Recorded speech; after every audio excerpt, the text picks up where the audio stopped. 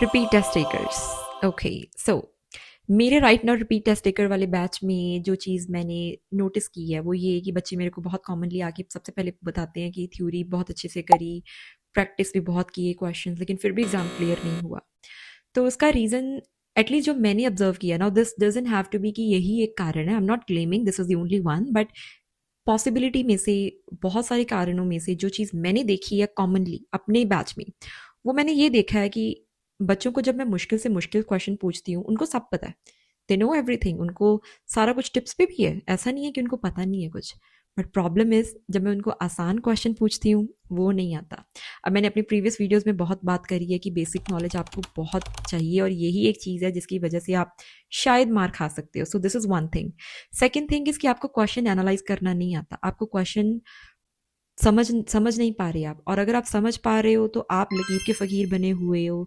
अगर मैं आपको बोलूँ कि LPN can not teach the patient, या हेल्थ एजुकेशन नहीं दे सकती, तो आपको पता है कि टीचिंग नहीं दे सकती, एजुकेशन नहीं दे सकती। अगर ये चीज़ आपको एज इट इज़ ऑप्शन में दिख जाती है तो आप उसको उठा लेते हो कि हाँ ये काम तो वो कर नहीं सकती। बट अगर यही चीज़ मैं घुमा के डाल दूँ, मैं ऐसा बोल दूँ कि patient is being provided information by the LPN on what diet is to be taken and what is not, तो अब ये चीज़ वही है, बस घूम के आ गई। तो चीज़ तो वही है, but now you will get confused. तो ये छोटी छोटी कुछ चीज़ें हैं जो बहुत फ़र्क डालती हैं, and I have seen that these are some of the reasons जिसकी वजह से मतलब स्टूडेंट्स फेल होते हैं। Now, if you want to learn these things, if you want to learn the strategies and the tricks that you should also be able to clear your exam, you can enroll in our classes which are available online.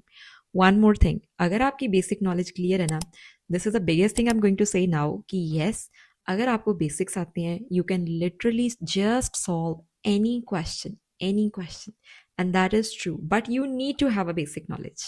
So if you want to learn these kind of hacks, you can contact us and enroll in our classes.